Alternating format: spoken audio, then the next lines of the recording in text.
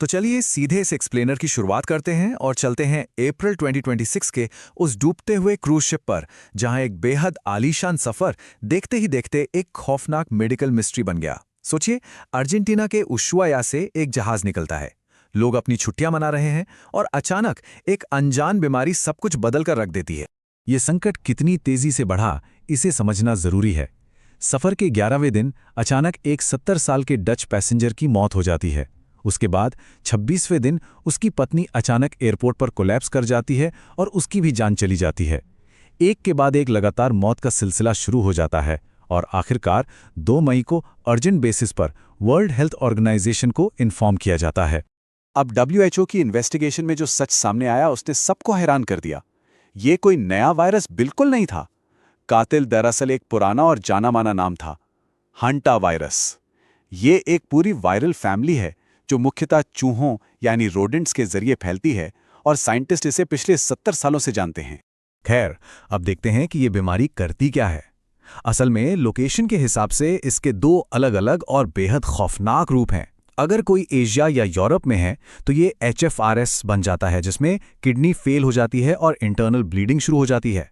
लेकिन वही virus America's में HPS का रूप ले लेता है। इसमें मरीज के फेफड़ों में अचानक पानी भरने लगता है और उसका दम घुटने लगता है। और ये HPS कितना खतरनाक है, इसका अंदाजा इस एक सिंगल नंबर से लगाया जा सकता है, 50%। मतलब इन्फेक्टेड होने वाले आधे लोगों की जान जा सकती है।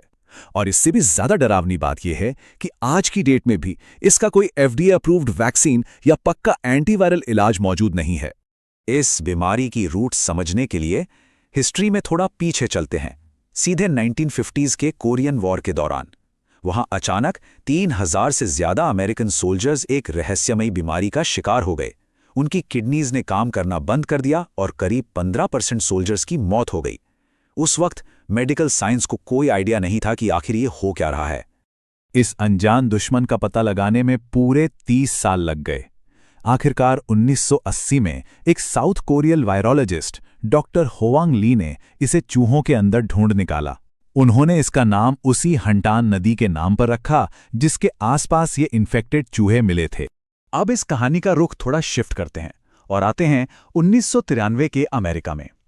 US साउथ वेस्ट के नवाहो नेशन में अचानक एक आउटब्रेक हुआ और इस बार शिकार कौन हुए? बिल्कुल फिट और जवान लोग। उनकी अचानक तबीयत बिगड़ी और शुरुआती दौर में 75% मरीजों ने दम तोड़ दिया।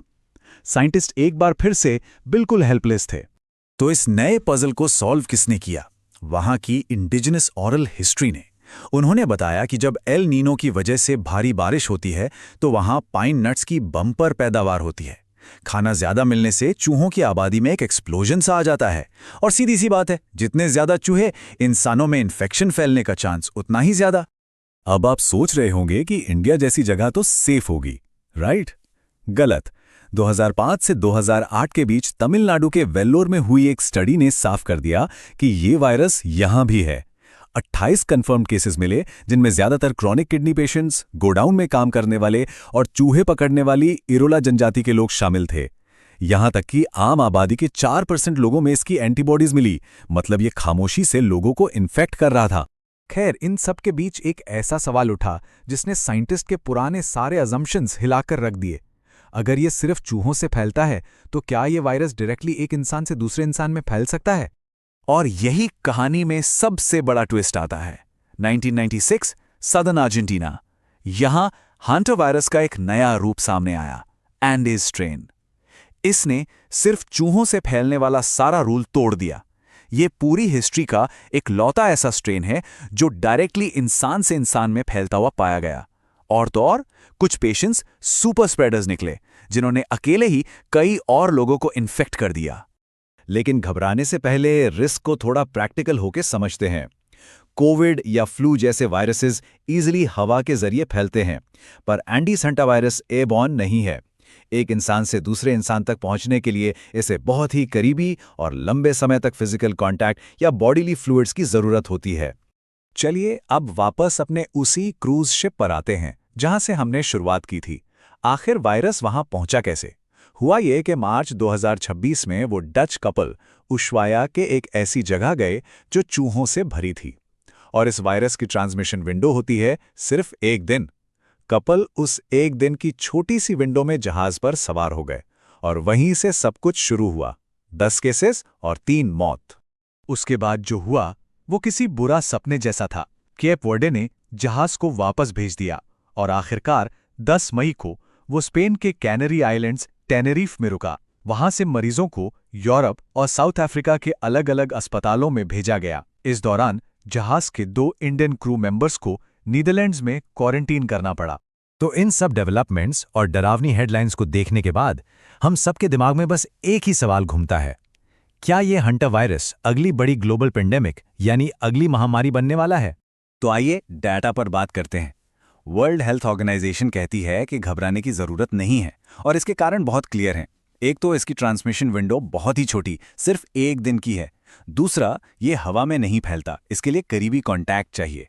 और सबसे बड़ी बात, आज तक यूरोप या एशिया में ह्यूमन टू ह्यूमन स्प्रेड का एक भी केस रिकॉर्ड नहीं हुआ है। इसलिए आखिर में बात आती है बचाव पर, क्योंकि एक्शन लेना जरूरी है। बहुत सिंपल से स्टेप्स हैं। अपने घरों के सारे गैप्स और क्रैक्स बंद रखिए ताकि चूहे अंदर ना आ सके। कभी किसी पुराने डस्टी गोदाम या स्टोरेज में जाना पड़े तो N95 मास्क और ग्लव्स का इस्तेमाल जरूर करें। और हाँ, कचरा ठीक से फेंकें और खाने को कभी खुला ना छोड़ें। इस पूरे एक्सप्लेनर का निचोड़ एक ऐसी बात पर आकर रुकता है जिस पर हमें सोचना चाहिए।